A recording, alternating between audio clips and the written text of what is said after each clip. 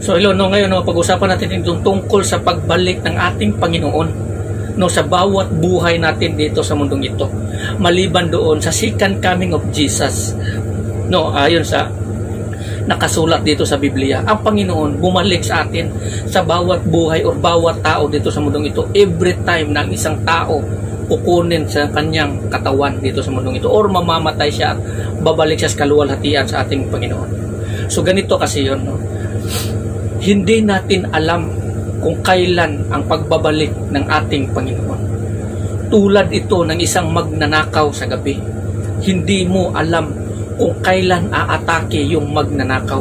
So ang tangi mong gagawin upang hindi manakaw yung mga kayamanan mo, pera mo, ginto mo, alahas mo, or anuman ang meron ka sa iyong bahay, ay 24 hours kang magbantay dito. Ayon nga doon sa kasulatan, di ba?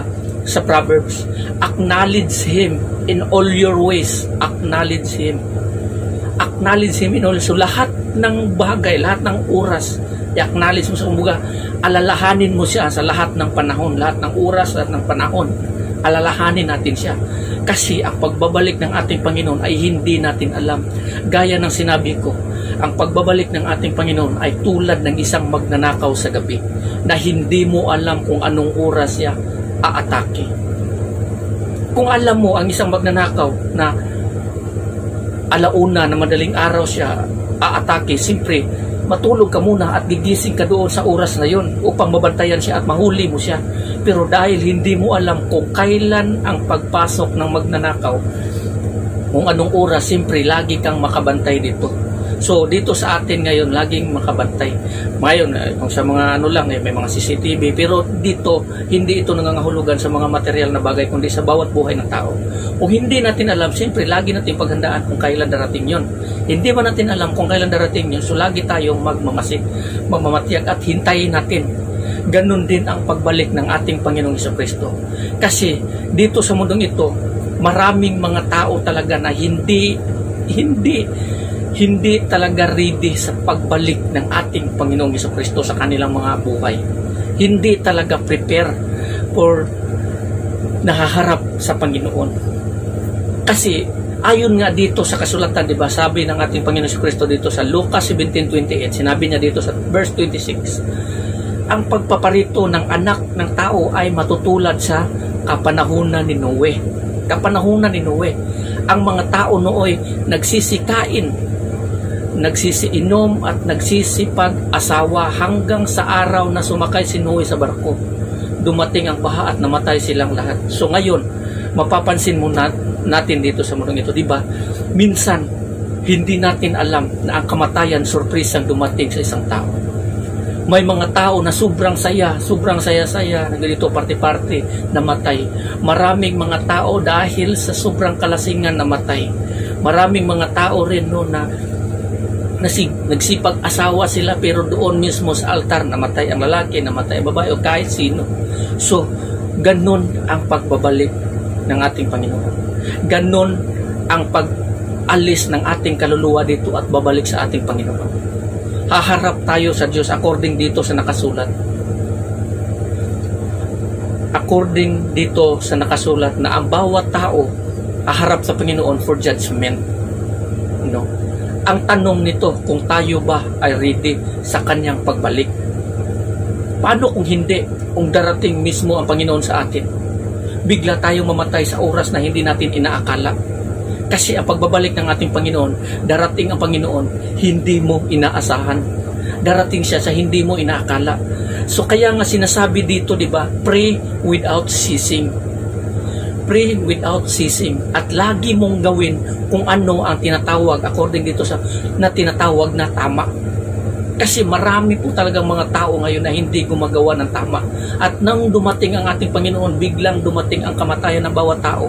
Ang tao na surprise na darating ang kamatayan, anong mangyayari sa isang tao kung guilty ka sa paningin ng Panginoon for judgment? Ayon nga dito sa verse 28 din sa the same chapter sa Lucas 17, gayon din ang nangyayari noong panahon ni Lot. Ang mga tao ay nagsisikain, nagsisiinom, bumibili, nagtitinda, nagsisiinom, nagtatanim at nagtatayo ng bahay.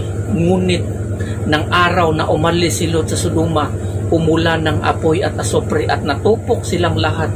Ganon din ang mangyayari sa pagdating ng Anak ng Tao. So ganon din ang mangyayari, no?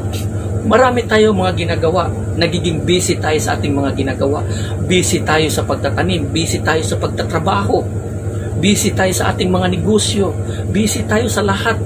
Pero hindi mo alam na ang Diyos tumitingin sa iyo. According dito sa nakasulat sa Biblia, yung sinasabi niya, "Uy, mangmang, kukunin na ang iyong buhay ngayon." No, kukunin na ang iyong buhay ngayon. So, nangangahulugan, mamamatay ka ngayong araw na ito. Anong mangyayari sa iyo? Kung lahat ng iyong ginagawa ay busy ka sa mga gawain sa makamundong ito at wala ka ng oras sa Panginoon. Kaya nga sinasabi ng ating Panginoong Kristo, di ba? Klaro, sabi niya ng ating Panginoong Kristo, di ba? Anong mapapala ng isang tao kung makakamit niya ang buong mundo kung mawawalan siya ng buhay?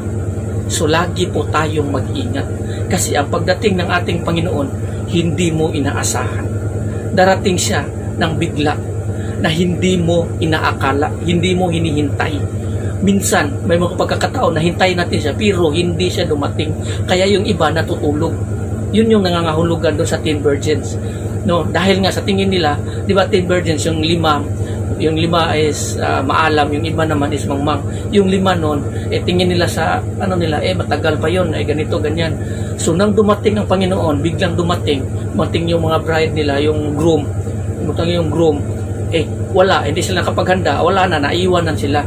So ganun ang mangyayari. Kailangan laging bukas ang ilaw natin. Lagi itong nakailaw, nakabukas ang ilaw natin hanggang sa ating pagdating. Huwag tayong tumigil, o kumbaga huwag nating bigyan ng daan na patayin ito upang hintayin natin siya. Kasi matagal pa, Panginoon, ganito, balik muna ako, ganito gawa. No. Maraming gumagawa niya ngayon, maraming mga Kristiyano na hindi nila alam na sila pala ay pinapatawad ng Panginoon. Dahil nga sa matagal na paghintay nila, bumalik sila sa dating gawain. Kaya matagal pa yon. At naalala nyo yung dito sa Lucas 17 verse 11 to 19, patungkol ito sa mga sanlahon. So may mga sanla na mga tao, 10 sanla. 10 tao na may sanla, humingi sila ng tulong sa Panginoon at makaawa upang sila ay pagalingin. Napagaling sila nung inutusan sila, sige, magpunta kayo doon sa pari at magpatingin kayo. Nandoon pa lang sila sa daan, napansin nila na gumaling sila, pero isa lang ang tao na bumalik sa ating Panginoon at nagpasalamat sa ating Panginoon sa Kristo. Yung siyam dire-diretso pabalik. So ganun din ang mangyayari sa atin. Kailangan lagi nating tatandaan, darating siya sa oras na hindi natin hinihintay. Kaya lagi tayong maghanda. So hanggang dito na lang, no. Maraming salamat and God bless everyone. Amen.